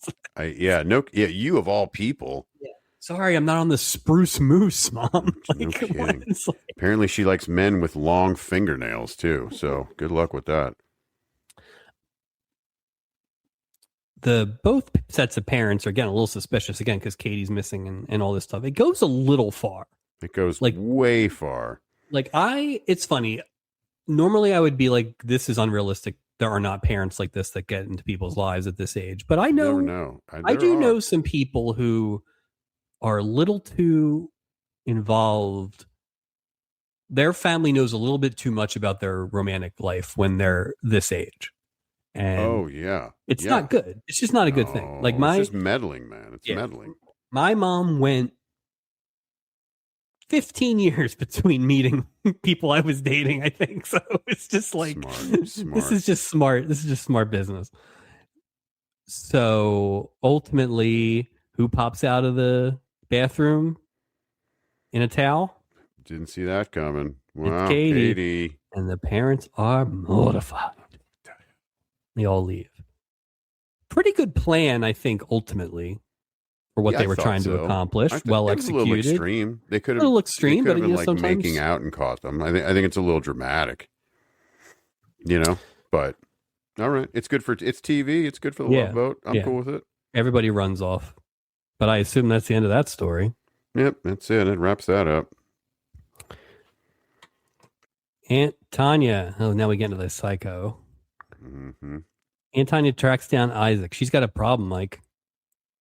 And the problem is Uncle Charles. He thinks that her acting is ruining their marriage, but she thinks their marriage is ruining her acting career. Of course. So she is going to leave him and head to Hollywood. You don't think at a certain point, Mel Stewart couldn't have just kept it real with her and been like, "Hey, we've been married for X amount of years. I just got to tell you." You know what I mean? Like that wouldn't have had weight. Considering that it's a bunch of strangers giving her compliments has more weight to her than her husband telling her that she's out of her mind. Well, there's also just this, wouldn't it have been easier to accept if she hadn't got on the boat realizing she was bad? Right. Wouldn't it almost have made more sense if it was like They went and saw it. It was awful. Isaac runs into Uncle Charles right away. And he's like, listen, your aunt is being crazy. Could you just make her feel a little better? Right. Something like that. Like that would have been a little easier. Put it together. This makes her look so ridiculous and not grounded in reality. Well, then you could have been Mel Stewart could have been like, look, we created a monster. Right. And it creates that opening for him to have that earnest conversation with her at the rail. And she's like, oh, I love you, Mel Stewart, and your haircut. And everything works out. But without that, everything got way out of hand. It's also that thing where, I know, I get it, right? But it's the same thing about all the people who threaten to pack up and get off the boat and fly home. Like, you're this quick to threatening divorce. Right. That's, that's hard to put back in the tube, even if it's, Yeah, but as quick as they are for people to get married, like, I know. I mean, is there a divorce boat? Where it's just a bunch of people that are unhappy, then suddenly happy at the end of their cruise because now they're divorced. Is that? I'd watch that. I'd watch that. Maybe that'll be our follow-up project. Divorce boat. Divorce boat. I feel like we have to do all these primetime soap operas we've been talking about. We're going to be very busy. We're going to be very busy. Steubing checks in on Frankie. He's like, "Fuck off, Steubing." I already cried, in your presence. Get out of here. Throws a cigar at him, leaves. So. Yeah. So the Clarks and the Cummings are now fighting because they're each blaming the other for the bad parenting. And the Jezebel. We get hussy in here. We get sex maniac. Whoa. Like, they go right for the jugular. The worst part of this whole exchange, I think, is that they both, quote, forbid their children to see the other. Don't they go to college together? Aren't they 20? When's the last time you think your parents could have forbidden you from seeing someone? Like middle school? 10? Maybe? I don't know how that works. Yeah, I don't. Okay. So you just go, okay, sure, great. And then just walk away. And then, but it's what it is. It's the forbidden fruit now. I mean, come on. Julie had walked over the Clarks to the Cummings table or vice versa. Honestly, I could barely keep them separated. But so she was there when all this fighting was going on. And at one point, Troy Donahue's like, she's undersexed, just like her mother. That was funny. Which was hilarious. Made me laugh. And then Julie, once again, season of Julie, is just like, I'm going to go. And she's like laughing when that's happening. So that almost felt like that was an ad lib or something. Like that seems like Pop Lauren Two's a little bit. That was funny. Like I said, there were a few things in here. Nothing worth saving. But I think I was just more disappointed. I will say this, and maybe this is a very important thing when we talk about the worst episodes. I didn't hate it. No, I didn't hate it. There was nothing to hate. It didn't make me angry. It moved. It moved very fast. It moved very fast because nothing really happened. But again, at the end of the day, I was just disappointed because there was just nothing there. That's all. Charles threatens to sue the Princess line. Steubing's like, listen, we were just lying because Isaac asked us to. Yeah, sue your and he's nephew. Like, I can't sue family, but I can kill him. So he's going to go kill Isaac. You can't sue family? Is that true? I'm no lawyer, Mike, but that doesn't sound right to me. I mean, I guess you can. How could you not? How could you not be able to sue someone? He's probably worried about that Pearl Bailey right hand. He's probably that's true. He didn't want to mess with that. Could lose all his free dentistry. Welcome to Acapulco, home of the 10th annual Acapulco Steeplechase Classic. And Bill Simmons, apparently. Jeez. And the sports guy, yeah. So the crew. What the hell does that even say? No, whatever. I can't read my writing sometimes. The crew says that this Tanya thing has to end. And Steubing is like, someone needs to tell her the truth. And they're all like, not it, basically. And we get to the point where Isaac's like, well, I guess I'll do it. Which, Isaac. Shit, dude. That's you started this. It's your aunt. Like, what are your aunt? Like, come on, bro. This has gone on just long enough. William Simmons boards the boat in Acapulco and is talking to Gopher. Gopher tells him he could still get some late dinner if he wanted, but he's like, no worries. I'm looking for a Cynthia Bowden. Gopher knows exactly where she is, which is Lido deck. Yeah. And then he's like, I'll find it. Which how? Nothing's marked on this thing. I'll tell you how. Right next to Gopher, when the camera panned out, there's a big door with a glass window in the door. It said Lido deck in giant letters. I was like, that's never been there. Funny. That has never been there. No, I was like, what? No, that is literally right next to him. I think I can find it. Well, yeah, because there's a giant sign right next to you. Of course you can find it, William Simmons. This was a bit of a Paddington boat this week.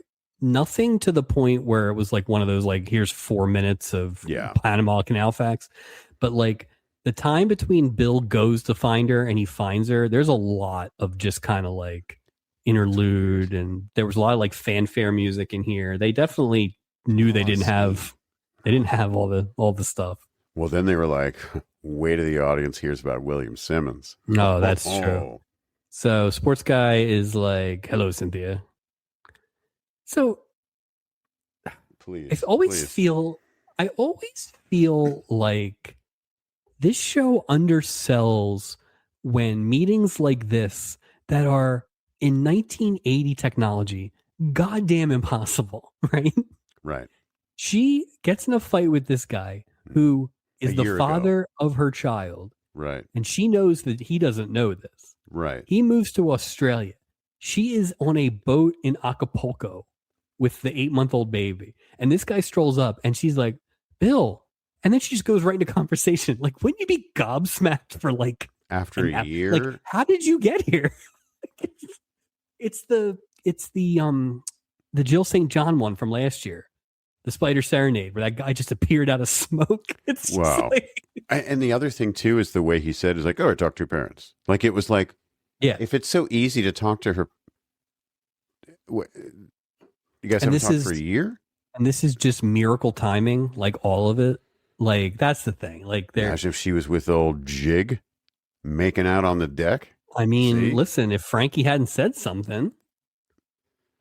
Yeah, because I don't think poor man's Tony Roberts, Bill Simmons, is gonna put up with this. No, not at all. He, as you said, he called her parents, which again, I guess if you had that level of relationship, you could. I don't know that I've had that level with that many people that aren't my actual in-laws, but sure. And they tell you what, that you're on this boat, but they have a tracker on her. Like, I don't know. Right. Like, and you just happen to go right. Yeah. And where did he call? Where do you think he called from? Was he in Australia? Had he gone back to Los Angeles? He can only live and travel to and from places that begin with the letter A. Oh, so he lives in Anaheim. She's in Arkansas. Yeah. Alabama, Arkansas. Alabama. She's formerly in Alberta, Canada. So it's all A's. That's what it is. So ostensibly mom and dad told her, and again, like how many boats, like do you have the tracking number of the ship? Like in slip number 4 right. on Tuesday in Acapulco. Anyway, the parents said that she was on board with Frankie. Now, I guess I can see a world where the parents don't want to blow up her spot. That's her story to tell. Why would they say anything, though? But why would you say anything? Right, exactly. Yeah. She's not here. I can take a message. How about that? Guy who left. Well, maybe not even guy who left. It was like there was an argument. Yeah, it did not seem. It didn't seem like he did anything. Like I thought they were. Well, we'll get there. We'll get there. We're very close to getting there. But basically, he's like, "So what? You love this guy?" And she's like, "Yeah." It was a pretty clever scene, I would say. In terms of he's talking about this Frankie, like this is who she's dating, and she's saying things that are. She was not lying, Mike. She was doing the "can I tell a lie" thing. But yeah, Frankie is weird looking and has never worked a day in his life. He's got 4 teeth, like all this stuff. William's ready to beat the shit out of Frankie. He's gonna pound this guy for being ugly, I guess. Like that's the crime. Short, bald, ugly with no job and 4 teeth. Yeah, how dare you take my woman? So Cynthia's like, you want to meet him? He's like, yeah, you damn right I do. He's like, so. Yeah, no kidding. Because you think your normal thing would be like, no, I don't want to meet him. Yeah. Although you got on the boat, I guess in for a penny, in for a pound, right? I mean, whatever. And then that takes us to a commercial. So again, that was a decent effort there. Wouldn't you think they'll go for what if William Simmons walks up and he goes, I'm looking for blah blah blah blah blah. Who are you? Where's your cabin number? Like something I've never seen you before. Or am I being too ticky tacky about that? I mean, in the real world, I would hope so, but we've seen them give out information. They gave out information to the Lonnie Anderson last week. They sure and did. She's a famous star. Just the zero operational security on this boat, Mike. It's amazing. It would have been funny if he was like, yeah, she was hooking up with that gig Wayburn. You ever hear of him? This guy's first name's Gigolo. Jig for short. Every time.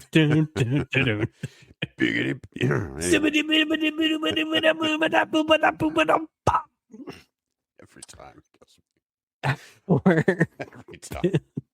Bill, all right. Bill starts to get second thoughts about meeting this dude, and he kind of tries to back out. Now, when I first watched it, and she says, "Are you going to chicken out?" I thought she said, "Are you going to chicken out again?" And when that happened, I thought, "Oh, he did leave." Context here. And he did leave with the baby. I didn't guess that. Well, she didn't say again. She just said chicken out. So I think I was just writing a better. I think I was just writing a better storyline in there. Yeah. But he's eventually like he'll go in. He got bowed up by that chicken line, so he goes in. Turns out, nope, Frankie's a baby. Yep, don't have to punch you after all. Yeah. And it's your baby. So, yeah, let's unpack this. So, the way they sell it is they had a big fight. Must have been a big fight. He went to Australia a year ago. The baby is 8 months. So, she would have known when he left that she was pregnant? Well, she was pregnant when they had the argument. If the baby's 8 months old and she saw him last a year ago, she was already 4 months pregnant. Yeah, but would she have known? I would think after. I would think months. So, but maybe 2 not. Months, maybe not. But maybe she's not showing. They made it seem like he had no idea she was pregnant because that would have made him right. He was completely shocked. Right. So I feel like they should have done a better job on that timeline. Or made it clearer. I don't think the year thing works. No. It doesn't work. It's got to be more than that. Or the baby's got to be, well, Gigs. And the baby is Gigs. Older. maybe it's Gigs' baby. Yeah, we had that argument 16 years ago. Shut up, Dad. Yeah, no kidding. So Bill treats this with the appropriate amount of shock and gratitude. He's very excited, a little overwhelmed, but he asks if he can hold the baby. She says yes. He wants to get back. She at first pretends that she doesn't. You know why, Mike? Because she wants to check out this baby alarm. Right. She wants to know what's up with this 26-year-old man who cries when there's somebody around he doesn't trust. Yeah. Now, I would have paid you, I would have bet you hundreds of dollars at this point that he was going to say, Daddy. Like, just no question in my mind. Seal it. Seal the storyline right there. Right. Instead, he just kind of makes some pleased giggles and goo-goos and stuff like that. They do say that later, though, don't they, in the end? They say that he did say Daddy, but they didn't show it. But this show is not show that. Why would show is not above just giving us a lousy ADR baby saying. So what, Frankie doesn't get a SAG card because they couldn't get him to say Daddy on film? Is that what's going on here? This guy's not my father. No. Gig Wayburn's my father. Where's Gig Wayburn? This is definitely enough. This is definitely enough for old Cynthia to say, yes, Daddy, come home. So all's well that ends well. Fine. I mean, in an episode where nothing happened, I don't know that we had to do all those scenes so quickly back to back. You actually could have probably stretched.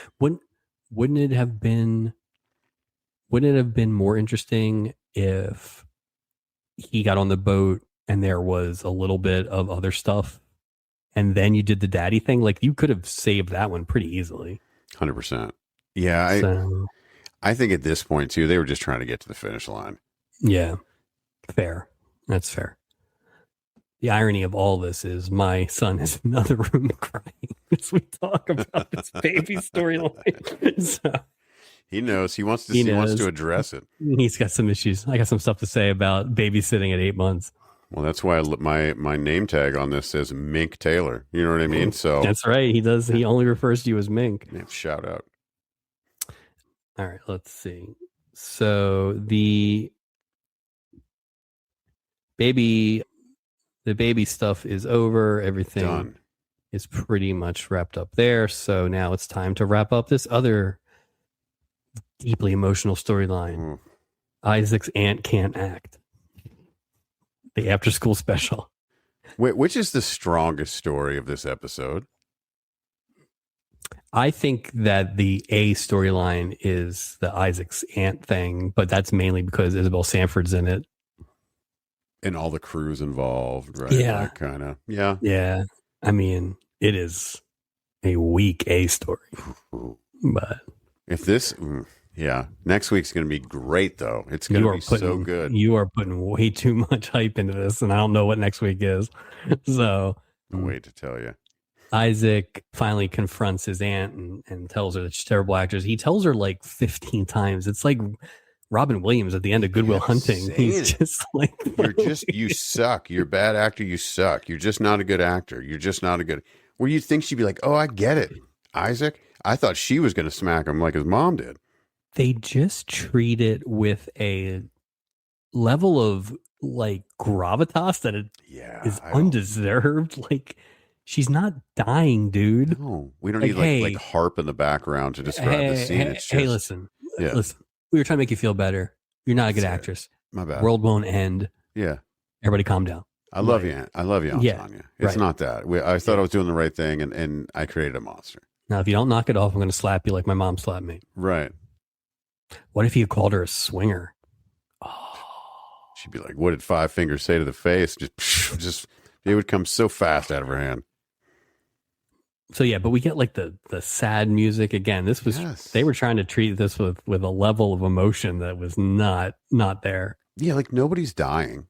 No. It's a very easy. It wasn't like she was on Broadway and she bombed. She was in like church theater. It really wasn't a big deal. There's probably a way they could have gotten into this that would have been a little bit better, but ultimately, yeah, like would it have made more sense if they don't go see her? Mm-hmm. They're on the boat. Uncle Charles she comes on talking about how great she is. Uncle Charles is like, you are lucky. Eyes. You are lucky you didn't come to this thing. And then it just happens that it's a passenger talent show week, and then she's terrible at acting, and then they have to lie, and then or something like that. Like you can get there. There's a way out of it. Yeah, you can get there better than they did. So, but or you could have just not had it, I guess. But I almost feel like the praise he gave her wasn't like it wasn't a nice thing to do. You know what I mean? Like not at all. It wasn't nice at all. It's insulting too, because it's like she is an adult, right? Yes. Like, and she clearly was not knowing herself until people started lying to her. She's embarrassing herself in front of all these people based on this false thing. You can't let your family member look like an idiot in front of a bunch of people like that. Lies make baby Jesus cry, Mike. It's a great point. It's a great point. All right. Brett and Katie are honestly a little taken aback by how the parents reacted to the plan. Like Hatfield McCoys now. Yeah. They're not happy. They kind of feel bad about it. But in the course of talking about this, they both take the time to compliment each other's performances and the acting. That was definitely something, including old Lorenzo noticed old Moso Anderson in that towel. Yeah. And he liked what he saw. Well, you noticed, eh? And all of a sudden, we go to Smooch Town. Terrible acting by Lorenzo Lamas here. He's not. Is he not a good? What the hell was that? What was that? He's good sometimes and not good others, but I almost wonder if that's just one of those things where they just used a take and that was, can I have another shot at that? And they're like, we don't have time, Lorenzo. Double L. We got to go. Moving on. So they're a little surprised by that. And they even say, like, man, if I didn't know any better, I would think of our parents. This is how they got us, right? Or whatever. So Lorenzo's like, listen, before we tell them that nothing happened, let's make sure nothing happens tonight. Which, smooth move. Super smooth. Brett goes to a party school. Like, I don't know what's Arizona State maybe or something like that. He's URI, you are high, like one of those just great schools. Yeah, he knows. His parents, both sets of parents, just airdrop out because, of course. And they're like, I thought we told you people not to talk to each other. Which, again, we're not talking, we're smooching. That's right. They explain that, listen, nothing happened last night. And then one of the moms is like, yeah, but what's this about then? And he's like, well, we don't know either. We're going to go figure it out, which was good, right? They're not, in my head, I'm like, oh, that's good. They're not overreacting to this. No, but they're about to go in the cabin and do what everyone thought they did last night tonight. Damn right. I mean, like, if you guys are mad, if you were already mad, you're going to be even super madder. Wait till you see what I do to your daughter now. Yeah. Each of the sets of parents apologizes for the nymph and sex maniac and hussy comments, and all's well that ends well, I guess. Everyone has gathered into Stubing's office. This is the worst one. Yeah. Stubing. And Tanya has asked us to gather here. And Tanya. He says so it stupid. Like yeah. I'm uncomfortable even talking about this scene. It's just so Remember awkward. That scene in Jedi when they're doing the Death Star plans? Yeah. And Mon Mothma's like, a lot of people died getting these. And then Akbar's like, General Nadine. It's like, that's what it sounded like. It was just like, Tanya. Shut up, stupid. It was a very Admiral Akbar tone. That's what. Rah, rah, rah, rah, rah. Yeah, it was weird. It was weird. Please find the weak. You must hit the tractor beam. Well, it's just he's in this like proclamation mode. You know what I mean? Just real. Antonia will now tell us about the forest moon of Endor.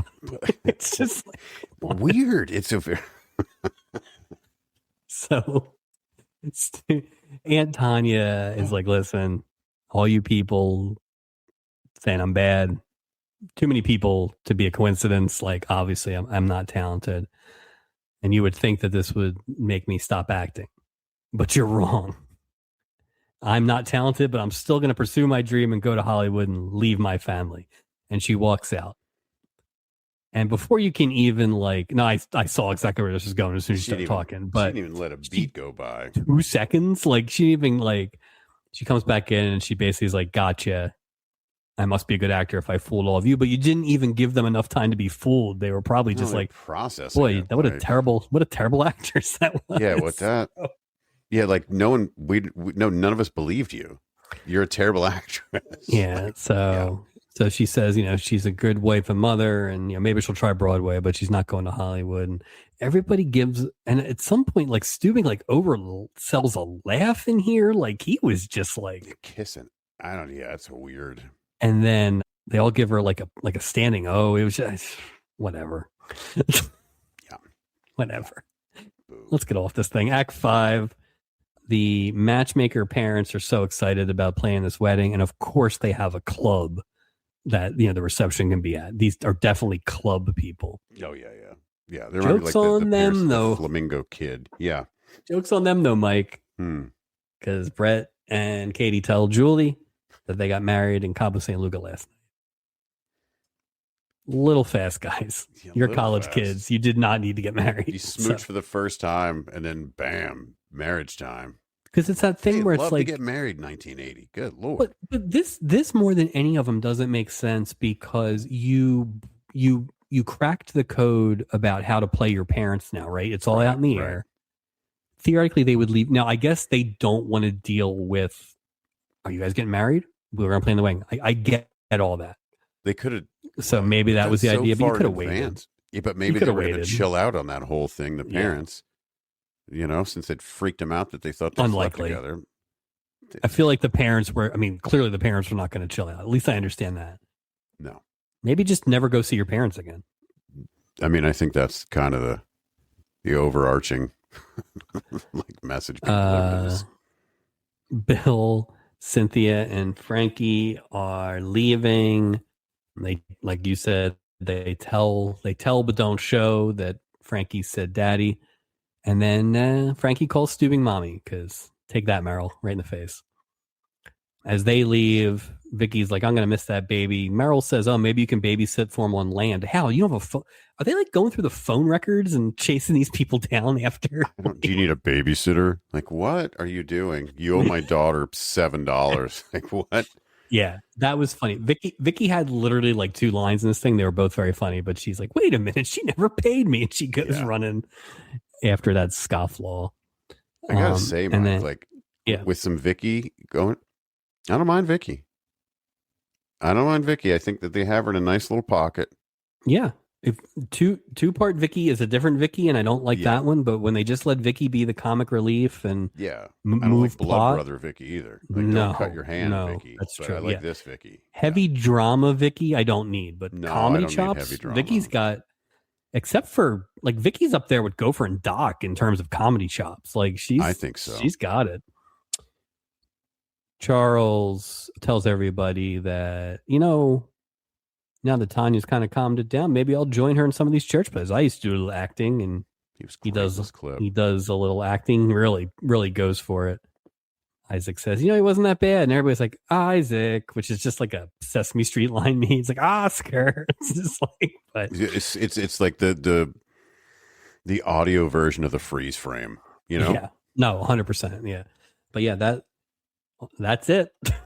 That is a thin, unoffensive, uninteresting episode 6 of season 4 for us here. Comes to an end. So Totals and a recap. Totals and a recap.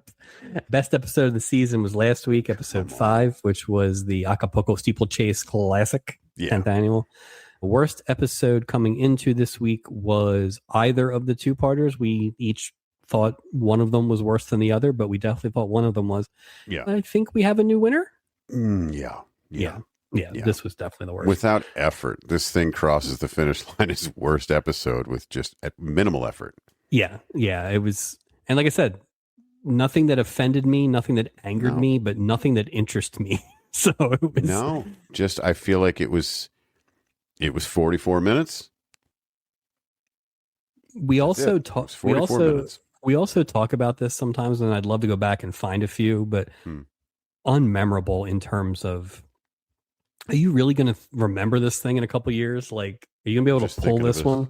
Like, standout moment. Is there a standout moment? I don't. No, there really isn't. No. In terms of across the board, nothing pops out. Like, I do think like Mel Stewart was probably the best thing in this, and he was fine. It wasn't fine. Yeah, he wasn't. Yeah. It's not like. It's not the Dabney Coleman in the Pepito episode, right? No. That's the best level of that. This is more like. Oof, I'm really not going to think about this episode much at all for the rest of my life. Even bring us, like, if this was a sinking ship, his performance didn't even like help us float that. You know what I mean? It was still, unfortunately. Yeah, no, I agree with you. All right. Well, at least we cleared up that 2-parter thing. So the last 2 episodes are the podium winners so far right now. So true. Which, I mean, for us is rare. Usually those things happen very, very early in the season, not 5 and 6, but that's true.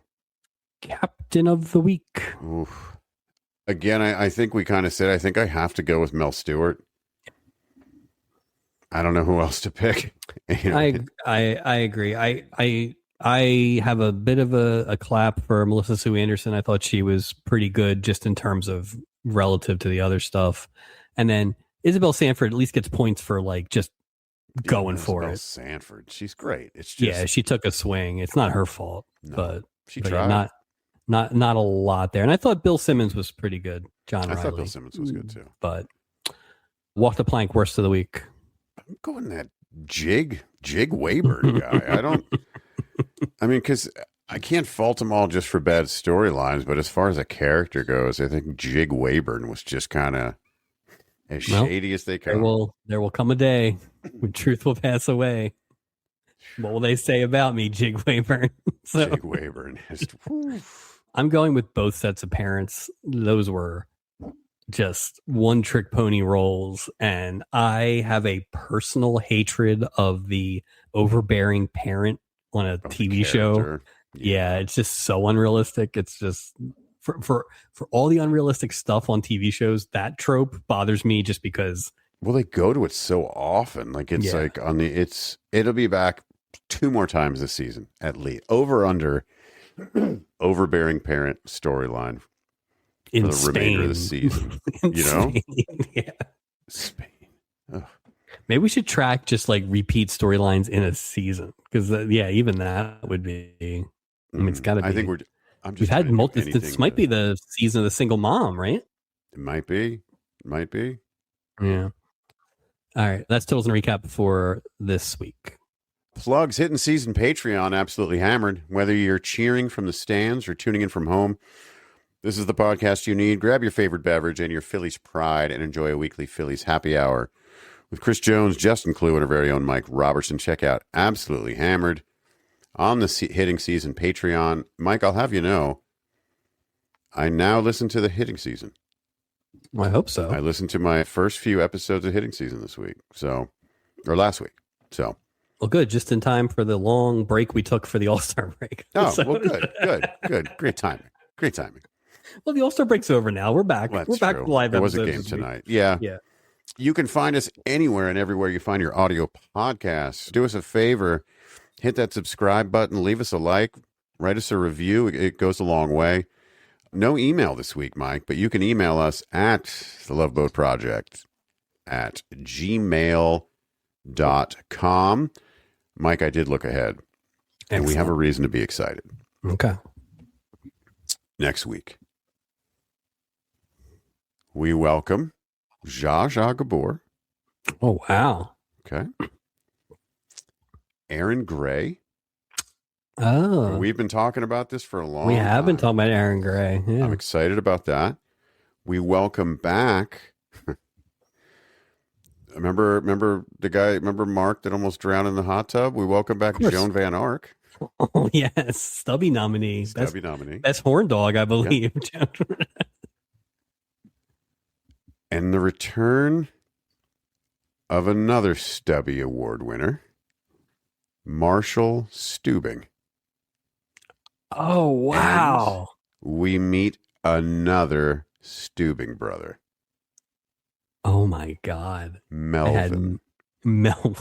So, wait, are we getting multiple Gavins again? Yes, we're getting 3 Gavins next week, sir.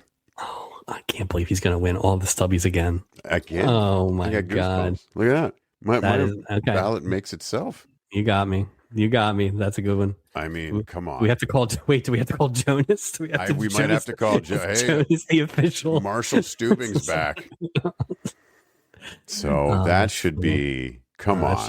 That should be a good one. Yeah, I'm excited. Our first Silver Spoons. Yeah. I love that show. The rare. We've had a few sister combinations now. We'll have both Gabors. That's exciting. Do you think we get John Houseman on the boat? Boy, that's it. I guess I never really thought about it, but it's possible, when you right? said Silver Spoons, that's what popped in my head. Oh, I would love to get John Houseman on this thing. That would be great. As a kid, I guess that's do possible. An amazing Jonathan Houseman impression. But you don't feel confident in it now. Next week, I'm going to bring it back. I need to work it out a little bit. Fair enough. It's been about 40 years. You think I was working on that David Lee Roth impression all day? It was great. It was great. That's my favorite impression ever. Yeah. All right. Well, that's exciting. Next week is exciting. This week was not. But that's okay. That's how it works. We didn't deserve this week, but we're going to deserve next week. We are now completed the first quarter of season 4, which... Let's go. It's nice to have 1-hour episodes, even if they are bad, because at least they're fast. That's right. Well, that'll wrap us up for episode 6. We'll be back with what seems to be an action-packed episode 7 to kick off August. 2 episodes and possibly that Fantasy Island one that we were talking about. So stay tuned for all of that. But until then, Yeah. Thank you, Mike. Thanks to Shakespeare for all his help in putting this episode together. Make sure everybody wash your hands. And that big baby. That's right. Glenn Davis. Thanks, everybody, for listening, and we will talk to you next time. Hi, everyone. It's Fred Grandy. And I'm Ted Land. And I'm Jill Whelan. And you may remember us from your favorite TV show, The Love Boat. And now we're back together and ready to embark on a brand new adventure. Each week on the Love Boat podcast, exciting and new, we'll be joined by old friends, favorite guest stars, and more to share stories from our time aboard the Love Boat. And let's be honest, anything that pops up into our heads. We have too many stories to tell. We've had so many amazing guest stars on the Love Boat, people who became lifelong friends. And so, we got together with some to laugh, to reminisce, and to swap stories about life on set and the bonds that still bring us together decades later. Friends like Loretta Swit and Jamie Farr, Cynthia Lauren Tweez, Morgan Fairchild, Jimmy Walker, and more. We can't wait to welcome you aboard. Listen to the Love Boat podcast every Saturday wherever you get your podcasts.